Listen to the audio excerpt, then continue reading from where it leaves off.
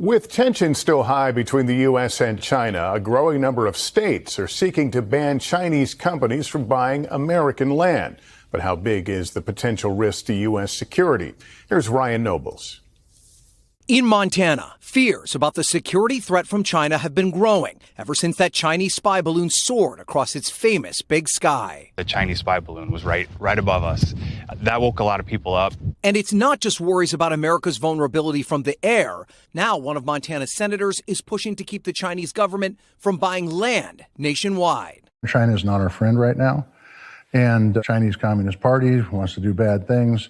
Senator John Tester is proposing a ban on entities with ties to China and 3 other foreign adversaries from buying American farmland and wants to beef up monitoring of land transactions to foreign buyers. Right now, we're not paying any attention to it. The push to prohibit foreign land purchases from China has exploded across America. 15 states have passed laws regulating the practice. Much of the focus coming after controversial purchases in Texas and North Dakota, where Chinese companies bought land and failed to disclose it to the U.S. government. In Grand Forks, North Dakota, city officials recently blocked construction on land purchased by a Chinese company just 12 miles from Grand Forks Air Force Base. The company has said it's just a corn mill and not an espionage risk. But the Air Force had warned that the project presented a, quote, significant threat to national security.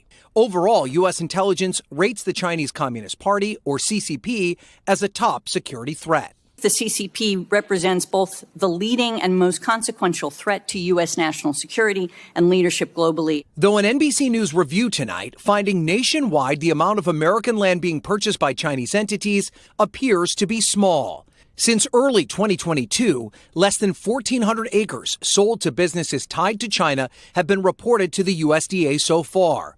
In total, it appears China controls less than 400,000 acres of American land, which is less than 1% of all the land owned by foreign entities. Here in Montana, a state law banning Chinese citizens from buying land passed with bipartisan support.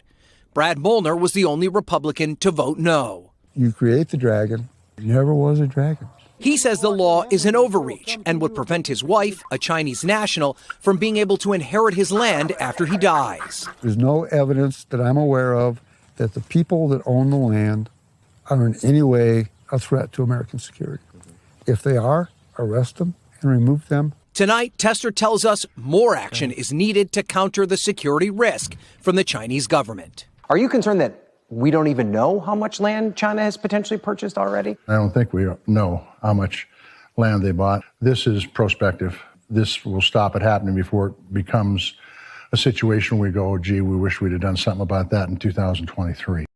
While Tester's amendment did pass with wide bipartisan support, it's part of a larger defense package that still needs to be negotiated between the House and Senate in the months ahead.